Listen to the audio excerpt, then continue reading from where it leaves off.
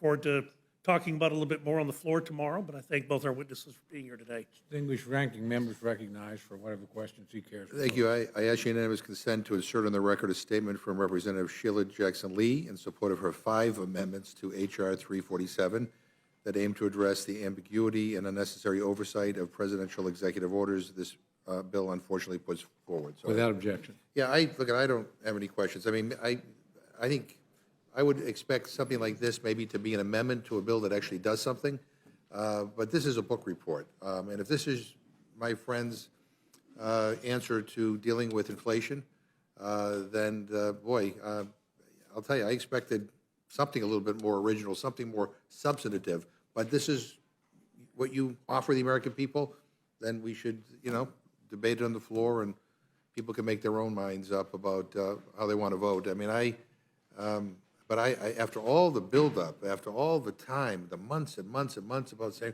we're going to do something about inflation, this is it, it's a little bit underwhelming. But anyway, it's good to see you both, and I will yield back my time. I have nothing else to say.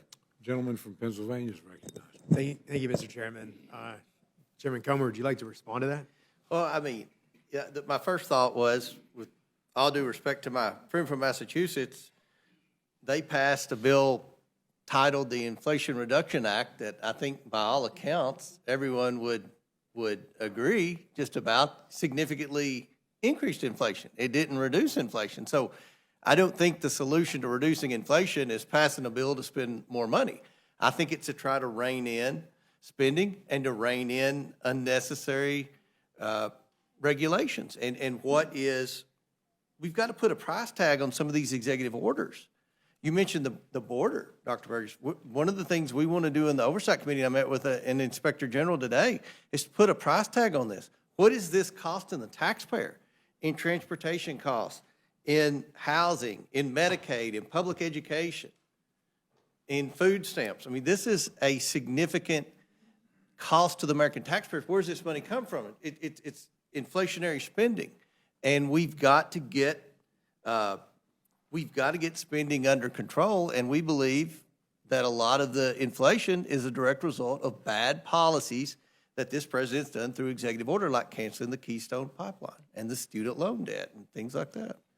Yeah, let's not forget, before that bill was passed, we were told that it had nothing to do with climate change. It was just about inflation. The second that bill passed, it was glorified as the biggest bill on climate change that had ever been passed. So it's amazing how quickly the narrative shifted. And I still don't understand how it did anything for climate change if it did nothing to address the #1 polluter, and that's China. Again, if you add up the carbon, we're the only nation that signed on to the Paris Climate Accord that actually reduced our emissions. And we did it because we had clean natural gas from places like Pennsylvania, West Virginia, Ohio. But in Texas, of course, and Oklahoma, let's not forget, of course. But if you add up China's CO2 emissions, they're more than the United States, the entire EU, and Japan combined. And that act did zero to address the CO2 emissions from China, yet it was purported to be this big climate change bill. And again, it did nothing to address inflation. Arguably, it made inflation worse. But with that, I yield back. Thanks, Mr. Chairman. Gentlelady from Pennsylvania is recognized.